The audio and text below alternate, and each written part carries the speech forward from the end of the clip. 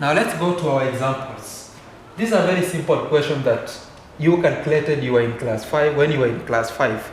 Size of angles. So you can see this one is a triangle. This one is a triangle. And you remember you were told by your teacher that angles in a triangle, they add up to 180 degrees. And the word triangle comes from the word tri. The word tri means 3. So it has got 3 angles and 3 sides. So this angle plus this angle plus this angle, they must give you 180 degrees. So in order to get this angle here, if you just generally add 60 plus 80, you'll get 140. Then subtract from 180, you'll get this angle here, which is 40 degrees. So I'm just putting this example to remind you something. But now, a question may be extended. Now let me extend this question. Now to bring in the properties of another property of angle, that is now B. So you can see, maybe a question may ask you to get the value of angle B. So look at this triangle. You can see there is this property here. These are the interior angles, but the two opposite interior angles, when you add them together, they give you an exterior angle. A very simple rule. Two opposite interior angles added together will give you an exterior angle. So this is an exterior angle, meaning an angle outside the triangle. So when you add these two angles, the answer will be this one here. Alternatively, we can move a step-by-step calculation. So let me just go. The size of angle B will be addition of the two opposite angles, that is 80 degrees plus 60 degrees. So the answer is going to be 140 degrees. So this is 140 degrees. That is the end of it. But now alternatively, I can go step by step. First of all, I'll get the size of this angle here. So that is 60 plus 80 is 140. Then from 180, you'll get this is 40 degrees. You realize that these two angles, you remember, are angles on a straight line or adjacent angles. And angles on a straight line add up to 180 degrees. So if this is 40, what about B? But if I have this and this, I'll get 180. But I know the size of one of the angles, that is 40. So I'll get 180 minus 40 to get 140 degrees. So that's another alternative way, but so long as you get properties of angles, then it will be easier for you to get the size of these angles. Get the rule. Two opposite interior angles added together will give you an exterior angle. That is all. Now let's go to example number 2. This is still what you can see is a triangle. We have got this angle 40 degrees, then we have got angle W. So the question really demands us to find the size of angle W. So when you see such marks, they tell you that this is a type of a triangle which is known as isosceles. This is isosceles triangle. Isosceles triangles is a type of triangle which has got two sides equal and the two angles equal. Two sides equal, two base angles equal. So when you see this 40, when you have that property, the two base angles are equal, definitely you'll be able to feel this as 40 degrees. Reason? This is an isosceles triangle. So in order to get W, it is very simple. Angles in a triangle add up to 180 degrees. So therefore, if we add 40 plus 40, that is now we are going to get this 180 degrees minus 40 degrees plus 40 degrees. So this is 180 degrees minus 80 degrees. So the answer is going to be 100 degrees. So angle W is 100 degrees. So that is how you calculate the size of such simple angles in a triangle.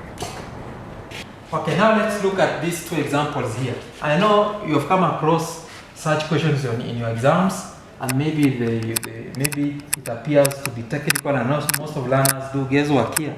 But it is pretty easy to work out. Don't do any other guesswork apart from as long as you are going to look at what you are going to do here. So when you look at this is an M. This looks an M in a different direction. So this angle here is 40, this one is 40 here. So you have been told to calculate the size of angle X. So let me also say this one is the size of angle Y. So when you look at these angles, you might get confused in a way, but don't panic. So what you're going to do is, when you see the parallel lines, then it's upon you to realize that there must be a transversal line. A transversal line, look at these two parallel lines here. A transversal line is a line that cuts across the two parallel lines. A line that cuts across the two parallel lines is called a transversal line. And whenever you see the two parallel lines at the transversal line, properties of angles emerge. The properties, you remember the ones which I started with. So here, because I don't see any transversal line, I will just have my own extension like that. Then I extend like that. So with this extension, it will be easier for you to know what you're supposed to calculate here. It's very simple. So when you extend this one, you realize that you have come up with a triangle. That is it. Angles in a triangle add up to 180 degrees. But I should have at least two angles in order to get the third angle. And I don't have them. Then if I don't have them, go to another property. Is there another property that you can see it coming? Yes. To me, we have got alternating angles. You can just ask yourself, do you have alternating angles here? Of course, yes. I can see this is a transversal line. This angle is alternating with this angle here. This is a straight line. And this angle is is alternating with this angle here. So therefore, if this is 50, then this is 50. Don't forget about the properties of angles. Angles angles which are alternating are always equal. So already now, I have come up with two angles. So it is easier for me to get the third angle of this triangle here. So this is 50 plus 40 is 90. Then 90 from 180. So this is, I'll get 180 minus 50 degrees plus 40 degrees. So it's going to be 180 minus 90 degrees. So the answer is going to be 90 degrees. So here, the size of this angle is 90 degrees. That is it. So I have always advised you that fill all the angles you see before you answer the question. For me, I want to fill this angle here. This one here. These two angles here are equal. They are vertically opposite angles. You remember them? Vertically opposite angles. So if this is 90, then definitely this is 90. Because of what? They are vertically opposite angles. I can also fill this angle down here. This is a triangle. Okay? So if you had the three angles, you must get 180 degrees. Alternatively, look at the transversal line. The transversal line tells me that there might be alternating angles. When you look at this, 40 must be alternating with this angle here, 40 degrees. So this is 50, 90, and 40. Let me confirm my answer. 90 plus 50 is 140, plus 40 is 180. That one satisfies me that my answer is right. So what don't I have now? I have this here, x, the angle marked x. It is exactly what I am looking for. So how do you now calculate the size of the angle marked x? When you look at this line here, these are angles on a straight line. We can also call them adjacent angles. They are almost next to each other along this line.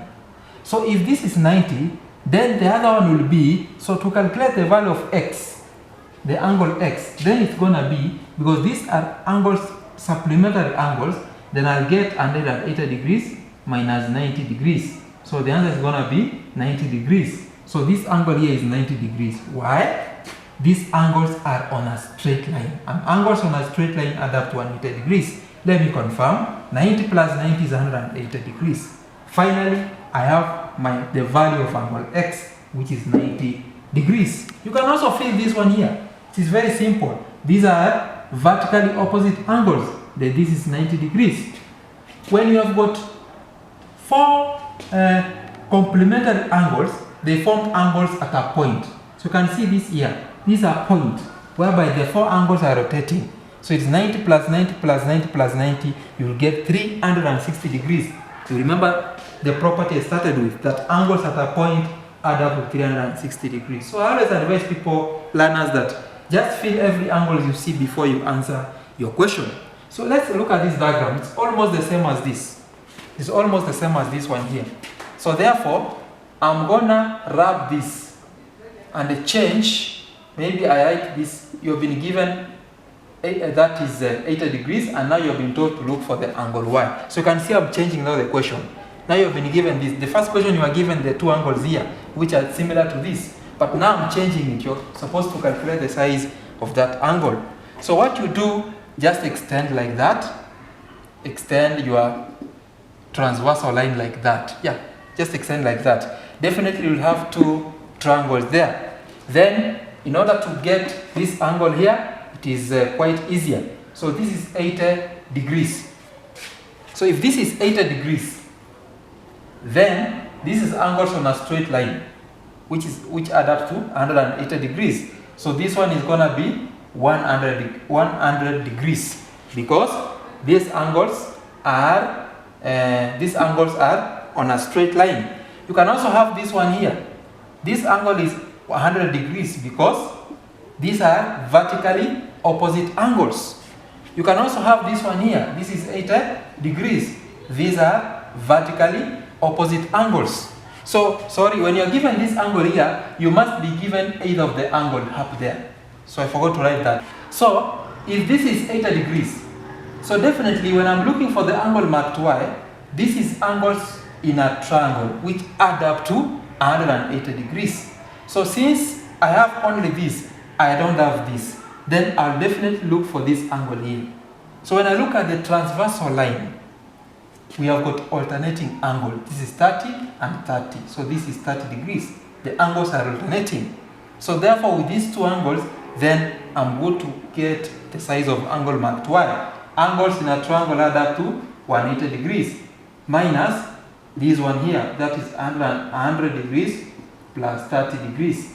So therefore it's going to be 180 degrees minus 130 degrees. So the size of the angle is going to be 50 degrees. So y is 50 degrees. So you'll realize that you will need to use the properties of angles in order to get the size of angles. So practice. So I believe with these few examples which I've just given out, I'm going to prepare a video for size of angles part 2, which are quite complicated. So just follow this video and then watch out for the next part, which will have more examples on angles. So otherwise, let me wish you all the best in your studies. Work hard, work smart, and follow our YouTube videos. Just watch them and then you're gonna get enlightened on this. So post your questions on our WhatsApp group that we have, and we're gonna reach out to you as quickly as possible. Bye.